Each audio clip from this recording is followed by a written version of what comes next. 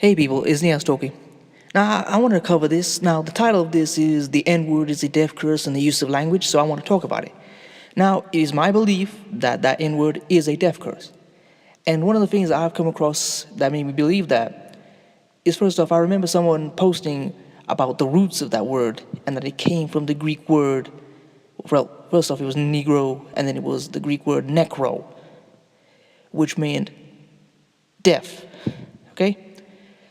Now, obviously, so you can imagine if, well, some people don't believe this, some people think words are just words. I don't. And I don't think you should believe that either. Words have power. I mean, you know when people say, oh, it can't get any worse, and they say, don't say that, you're jinxing us. They're right. And you know, they say, don't talk bad, don't say bad things about people because those things can come true. That's true as well. You see, what you say becomes reality. And I often say, just imagine people screaming deaf, deaf, deaf, millions of times all over the world. And then you think about why there's so much black death and black pain and black suffering. Okay? And I want you to think about this, really think about it. You know, the common excuse that is often given is black people are taking power back from that word and reinventing it. Really? Well, a lot of groups are called racist swear words, you know, but they don't use those words. They don't use them at all. It's only black people who are encouraged to say that. And you gotta think, well, what's the reason for it? Now people will say, oh, it's the rappers who started it. And they're right. It really took off in the early 90s, late 80s with the rise of NWA. Someone once said it was Ice Cube himself who said, we're taking back control of that word. Now, I don't want you to be distracted by the black faces. No, black people have not had much creative control of the hip-hop industry since the end of the 80s.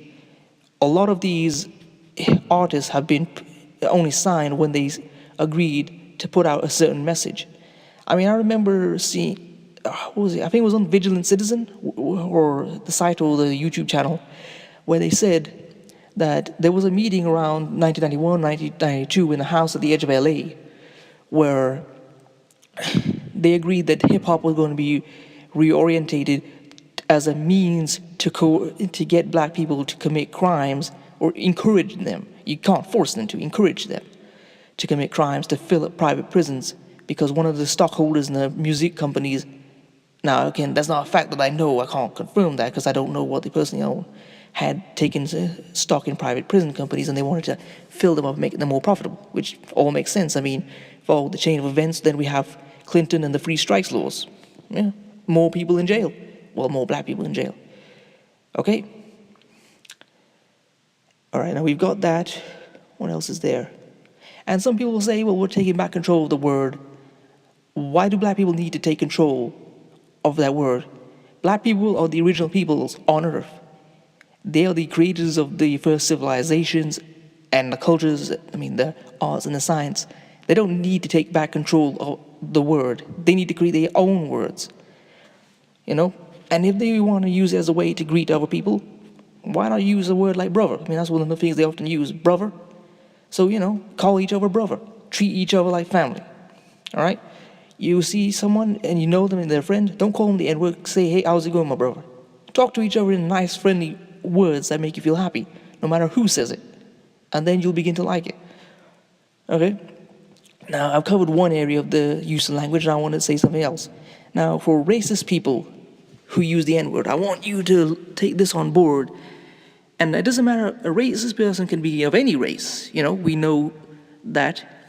And if they come out with racist language, they use the N-word, or they're doing things like calling the police, hoping to get someone in trouble, call them a devil.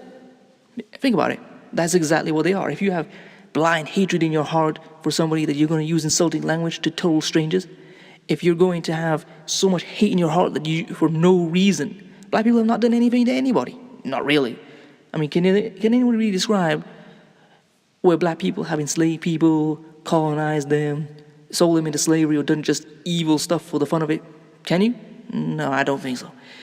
And if you do evil things hoping to get those people harmed or killed just out of sheer hatred, that is the devil's work, and you should call them that. So you get them calling you the N-word, call them a devil. Just do it. You're a devil. Take that word, throw it back at them. All right, and now there's the third bit. I don't want to make this too long. Oh, hang on just a second. I'm trying to get my chain of thought. All right, now this, for anyone who has ever listened to Nelly Fuller Jr., one of his things is he talks about the code of fighting racism. He says that black people must not get together or make contact with each other if they're not going to do something positive, constructive, or uplifting. So that's the final thing. If you see another black person, what you should do, just smile at one another.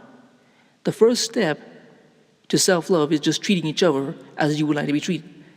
You know, if you see one of them, see another person, black person, smile at them. Say, hey man, have a nice day. I mean, you'd be amazed just how powerful it can be just smiling at someone saying, have a nice day. Someone might be feeling totally dead inside or like that bad, but that can just make their day.